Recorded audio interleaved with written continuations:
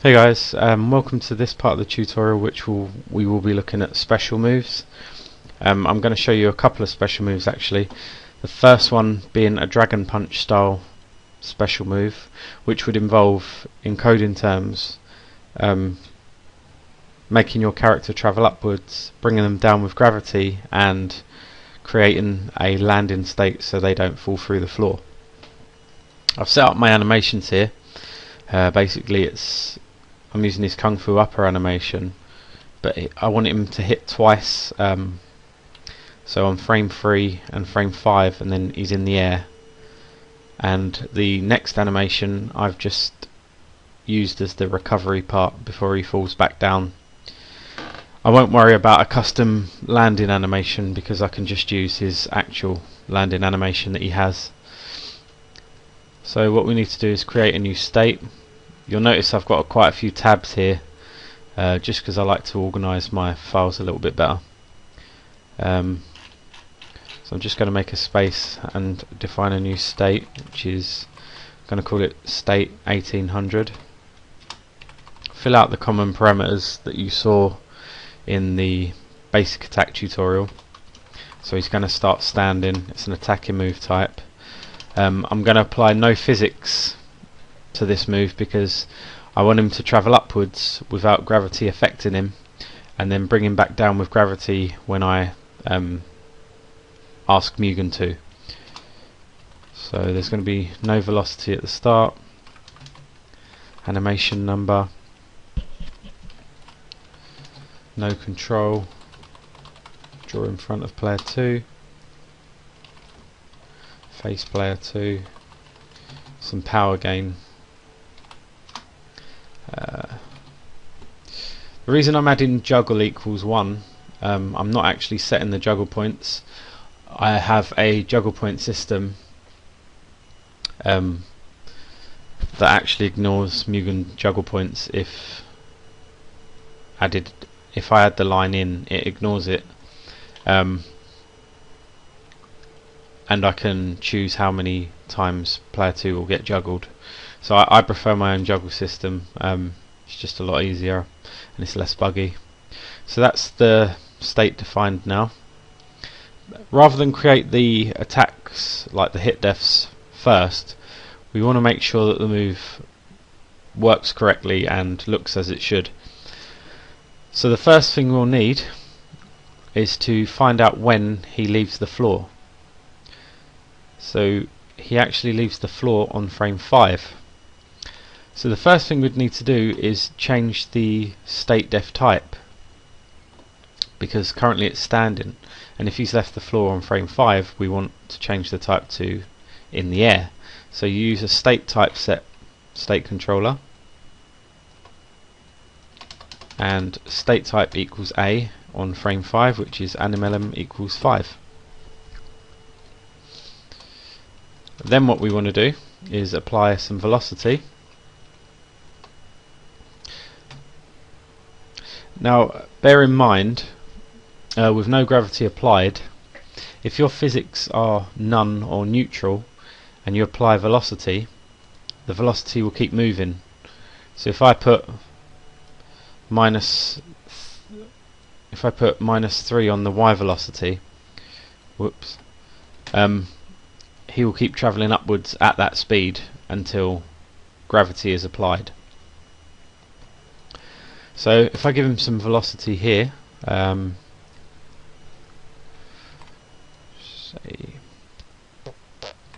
I'm just guessing these figures at the moment, I'll obviously have to tweak it. There you go, frame 5, the velocity is applied. Then what you want to do, because if you've noticed I've given the final frame an infinite frame time, which is -1. That means that frame will continue forever until I tell it to change. And the reason I want to do that is because I want him to travel upwards after the hit's passed and apply the gravity, then use a change anim state controller to change to this animation when his velocity is coming back down again. So I'll show you how to do that. So what I need to do now is apply some gravity, because I'll tell you what I'll do. I'll show you what this move looks like currently, and you'll see why I need to apply gravity. I'll make a command for it in a sec, but I'm just going to borrow standing light punch to change me to the state that I've just made. So now you're going to see what happens.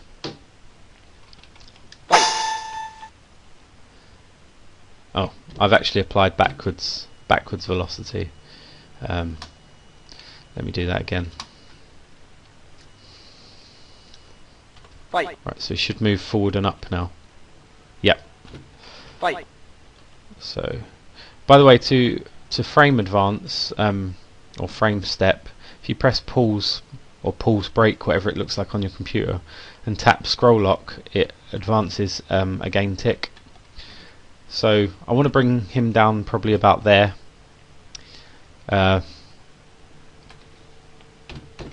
Another good way of viewing when to bring him down is using the time trigger. So if you press Ctrl and D, it brings up debug, and you'll see here this is the game time or the state time, so it changes every time I walk into a new state. You can use this as a trigger of when to apply gravity. So if I pause the game and say I just want a light dragon punch and I want to bring him down around there, then you'd apply gravity around 17 ticks. So we're going to do that now. If I apply just standard gravity for the moment, then you'll see that how the trigger works and what it looks like. So using the gravity state controller, I won't actually be using this to apply the official gravity, it's just to give you an idea. So we type time. We need this to be a persistent trigger, so it needs to happen all the time. So rather than type time equals 17, because it's only going to be 17 ticks once during the move, you type time is greater than 16. So when time's greater than 16, that obviously means it's going to be 17. When time's greater than 17 ticks, apply gravity. I might want to apply this a little earlier, just in case he goes too high. So I'm going to do basically 15 ticks onwards. Let's see how that looks quickly. Whoops, wrong Mugen.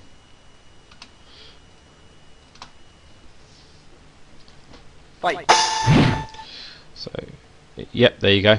So he goes upwards and comes back down. But you'll notice he's falling through the floor and he's not playing his recovery animation.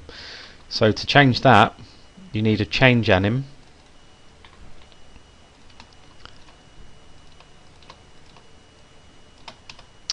And the trigger for the change anim would be change to the recovery animation when he's descending downwards. So that would look like this.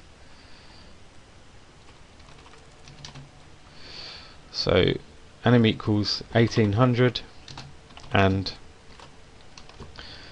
velocity vel y, which is the vertical, is greater than 0.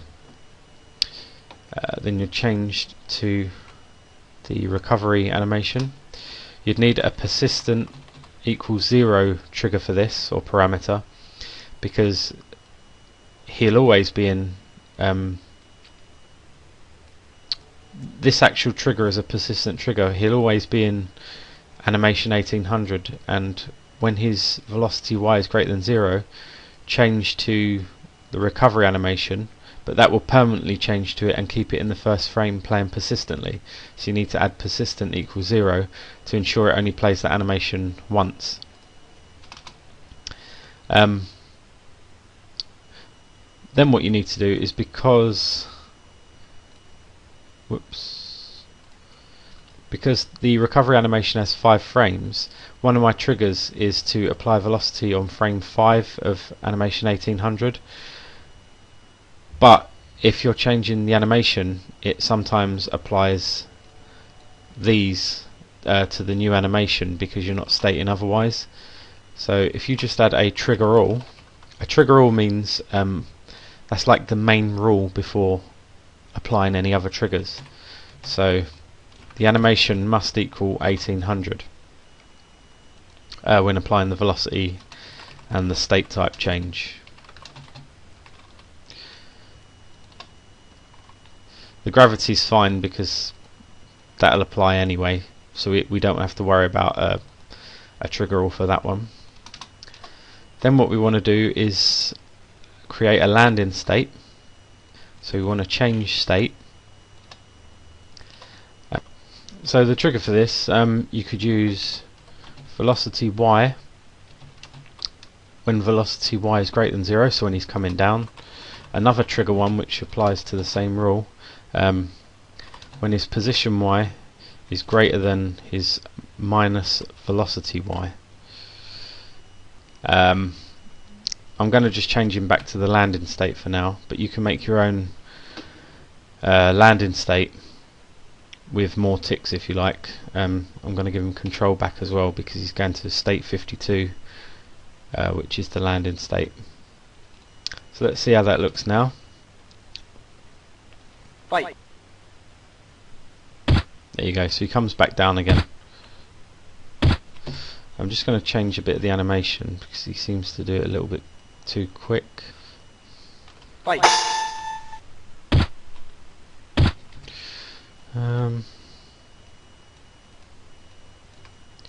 Just adjusting my gravity time.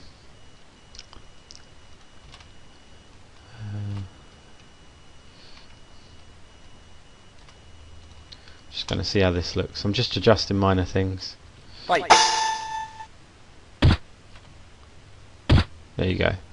I'm going to bring him down with a different type of gravity though. If you use velad, same trigger.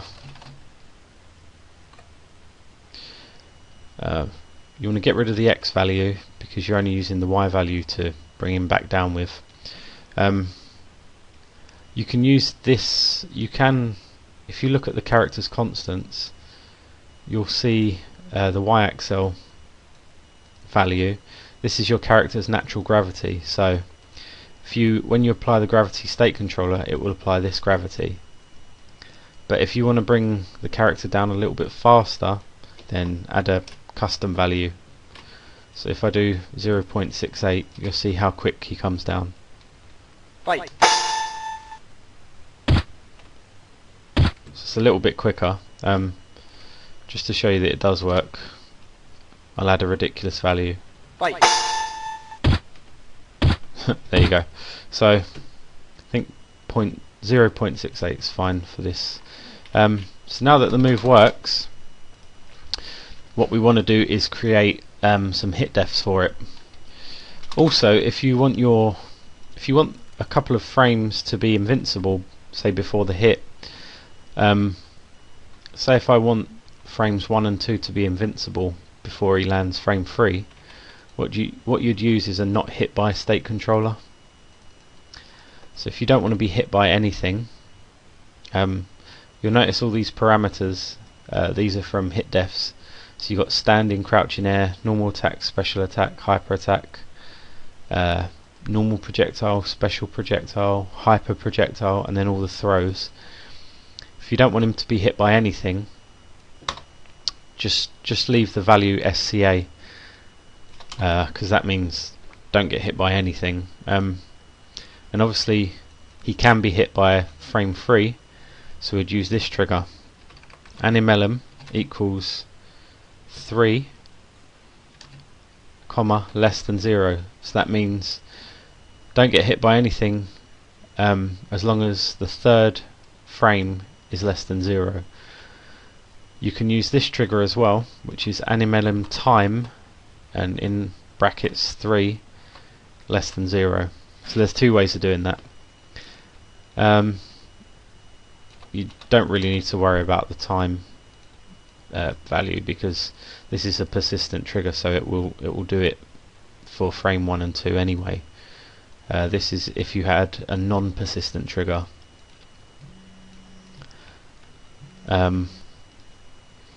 Right, so yeah, now that's going to be invincible from frame 1 and 2. Again, that's optional. One thing I will say is, it's actually a little tip, that if you find you're making quite a lot of attacks, the best way to, rather than keep filling out hit deaths all the time, just copy and paste it.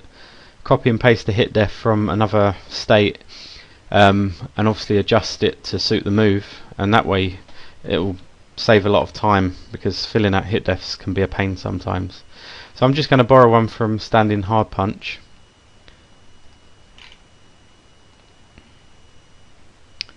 A lot of my hit deaths are pretty much the same for this character, so it shouldn't be too difficult to edit.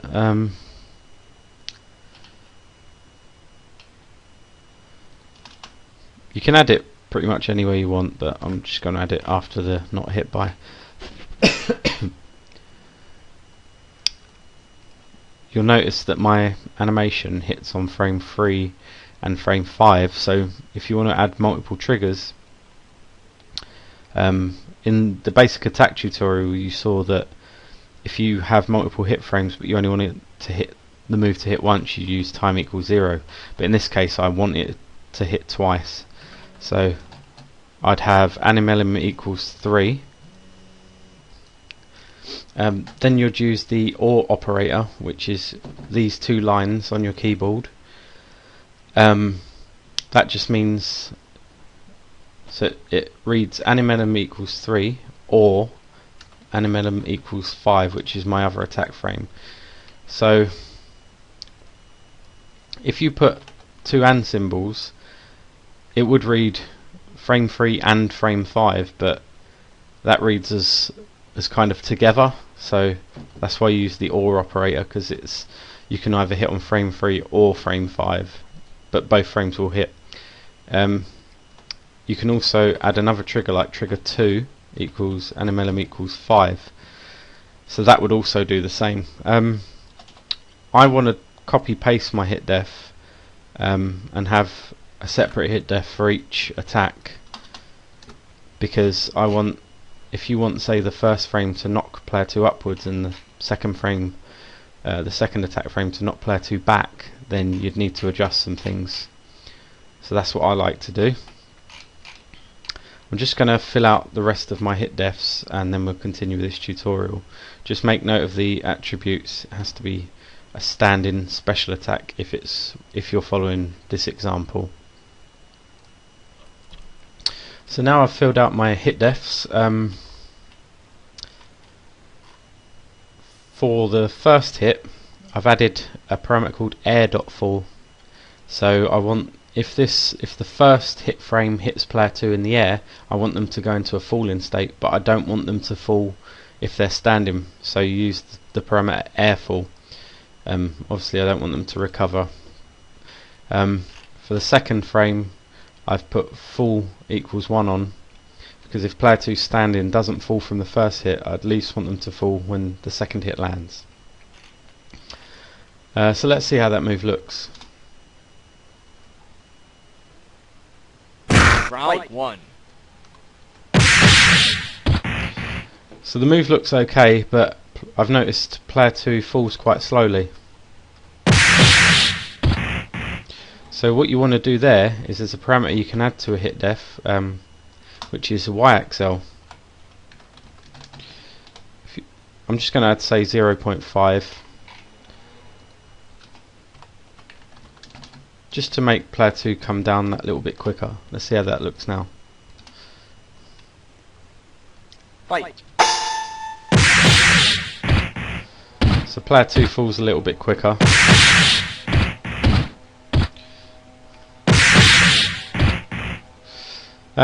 So yeah, that's we're almost there with it. You want to make your special move look a bit more, or have a bit more impact. So a way to do that is to add screen shake. There's two ways of adding screen shake. The first way is to find the state controller and fill that in there, or you can add some of the parameters from the state controller into the hit def. So if we do that first, we'll type env shake dot time, We want it to shake for about the same amount of time as the hit pulls, so 12 in this case. Same parameter again, but this time FREQ, which stands for frequency. I think anything under 180, I believe, creates a dampening effect. So let's give it 180. ENVShake.AMPL, which amplifies it. You can use negative values or positive values. I like to use positive values. Let's give it 5.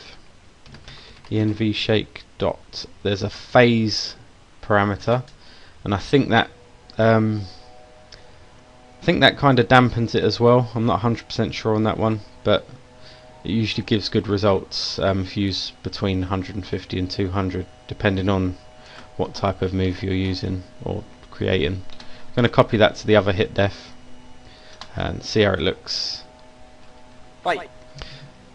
My recording software might not pick up the screen shake, but you'll see it in real time for yourself. So yeah, that kind of did. Might want to remove the phase just to see how that looks again. Fight. It looks a bit more stronger without the phase, but maybe a little bit too strong. So just get it to suit what you're after. But yeah, that's basically how you create a Dragon Punch. If you want to add sounds, then obviously from your sound file you would add them. Use a play sound state controller. I'll just find them an appropriate sound.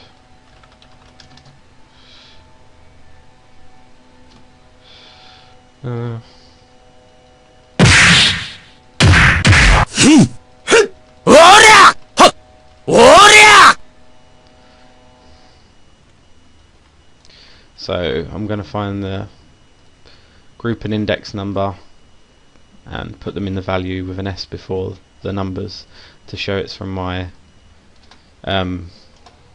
sound file. I'm going to create some wind noise as well.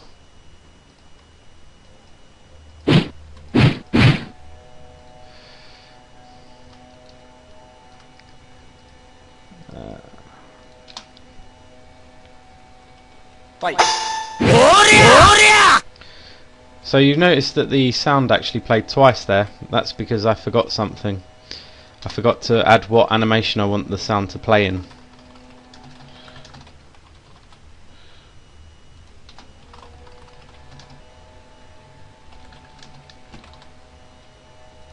Should work now.